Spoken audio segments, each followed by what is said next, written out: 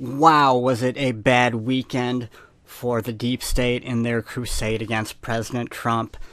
Some FISA documents dropped during the Friday evening news dump, they call it, because anything that they don't want people to read or they would prefer doesn't get a lot of coverage, but they have to get out, they release it on a Friday evening. That way, the weekend comes, a lot of news shows are a Monday through Friday thing, and either way, people are out doing stuff, they're going on the river, enjoying time with their family, so they try to get rid of stuff on Friday evening. So it's always a good time, if you're interested in following this stuff, to really pay attention to what's being released.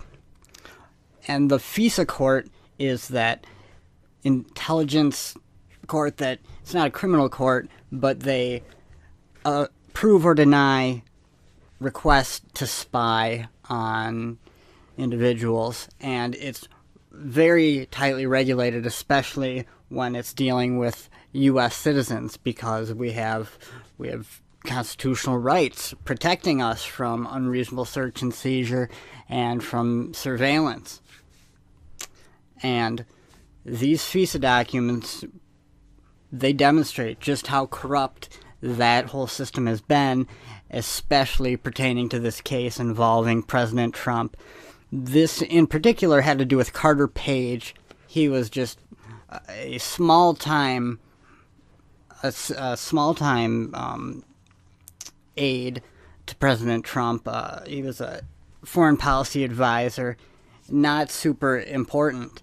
And this is nothing to take away from Carter Page. I feel like a lot of people are really demeaning him. I mean, the guy got a job from a presidential candidate who ended up becoming the president, so I would be pretty proud to be that. But he wasn't a big player. We'll just put it that way. The reason that they went after him is just because the FBI already knew that this guy has a relationship with Russia, because he was an informant against Russia on behalf of the United States. He's a patriot.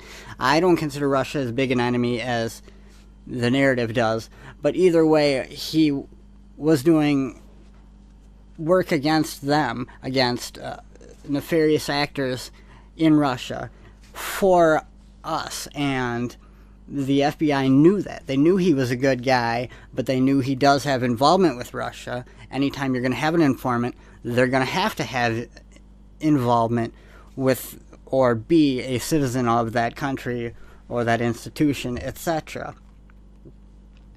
So they needed a way to spy on Trump. They knew this guy they could spin off as a Russian spy, no matter how ridiculous it was, and that's what they did. But as I said, there's tight regulation. You really have to prove your case to the court, but it's a private court because of the nature of the spy thing. It's completely confidential. There's no audience, and there's not a lot of oversight, and that's exactly the reason that the Clintons, the Obamas used it.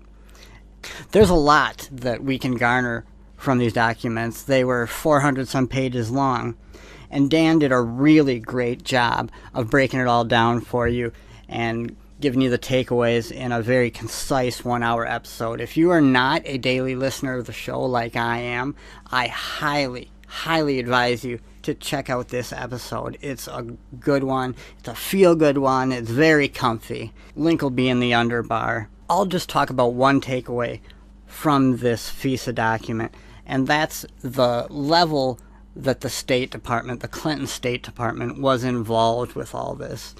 Now, it might not be immediately obvious to everyone else, but the State Department is only supposed to be involved in diplomatic relations. These are relatively positive or benign things, important, but they are not cops, they're not involved in law enforcement, don't have any authority to arrest people, and they are not in the intelligence business. And they can't be used, or they're not supposed to be used as such, but that's exactly what happened. And the reason? Because they wanted to avoid having to use official intelligence channels through the CIA. Here's a little clip by Dan illustrating this exact thing. This is fascinating. Now the State Department is running law enforcement CIOps. Amazing how that works. I thought they were a diplomatic entity engaged in foreign relations and promotion of U.S. interests overseas. No.